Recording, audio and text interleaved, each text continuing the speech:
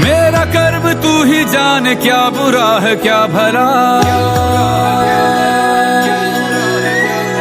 तेरे रास्ते पे मैं तो आंख मूंद के चला, तेरे नाम की जोत ने सारा हर लिया तमस मेरा। तो सृष्टि विनाशक भोलेनाथ महादेव, पार्वती पति महाशिव शंकर, जिन्होंने अमृत के इतर विष का पान किया, जी हाँ वही महादेव जिनकी अनंत गाथाओं से सुसज्जित है हमारे धर्म ग्रंथ। और हम जिस पहाड़ी पर बैठे हैं वो पहाड़ी गवाह बना है समुद्र मंथन का। जी हाँ वही समुद्र मंथन जिसने तीनों लोगों को कपा दिया। इस पहाड़ी के किस्से बड़े दिलचस्प हैं, तो चलिए आपको इस पहाड़ी के अब किस्से सुनाते हैं।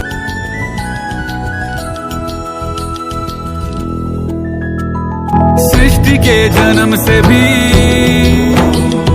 पहले तेरा वास था, ये जग रहे या ना रहे, रहेगी तेरी आस था।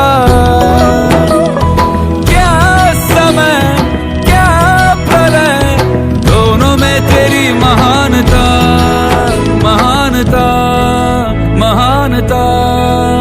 वैसे तो इस पहाड़ी को लेकर ढेर सारी कहानी और किस्से हैं, लेकिन हमने जो कहानियां सुनी हैं हम आपको वही सुनाते हैं। एक बार की बात है कि बाबा मधुसूदन के कान के मैल से पैदा हुए दो, जिनका नाम था मधु और कैलाश। बाद में ये भाई बहुत उत्पात मचाने लगे, तो भगवान विष्णु को कई हजारों साल की लड़ाई इन दोनों भाइयों से लड़नी पड़ी, और अंततः भगवान विष्णु ने मधु के सर को कलम कर इसी पर्वत के नीचे लगा दिया, और उसकी वीरता से खुश होकर भी यहाँ इस पहाड़ी पर उसकी एक आकृति भी बनी। लेकिन इस पहाड़ी के एक दिलचस्प किस्से और भी हैं, हम आपको वो भी बताएंगे।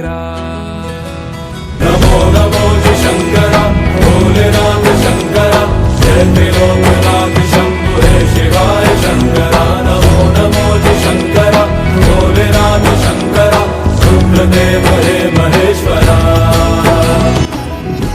तो चलिए आपको इस पहाड़ी की सबसे अद्भुत कथा सुनाते हैं। जी हाँ, किसी मंदार पर्वत से समुद्र मंथन किया गया था, जिसकी प्रमाणिकता खुद विष्णु पुराण में मिलती है। और ये समुद्र मंथन किनके किनके बीच किया गया? ये समुद्र मंथन खुद दानवों और भगवानों के बीच किया गया था। इसी समुद्र मंथन में 14 रत्न निकले थे, जिनमें मुख्य तौर पर 2 अमृत और विष निकल कर आए। विष का पान तो स्वयं भगवान शंभु ने कर लिया, इसलिए तो शायद उन्हें नीलकंठ भी कहा जाता है। वस्त्र बाघ छाल का है खड़ा पाँव में, प्यास क्या हो तुझे, गंगा है तेरी जटाओं में जटाओं में जटाओं में। दूसरों के वास्ते तू सदैव ही जिया, मांगा कुछ कभी नहीं, तूने सिर्फ है दिया। समुद्र मंथन का था समय जो आ पड़ा, द्वंद्व दोनों लोक में विषामृत पे था छिड़ा। अमृत सभी मैं बांट के, प्याला विष का तूने खुद पिया। नमो नमो शंकरा भोलेनाथ शंकरा।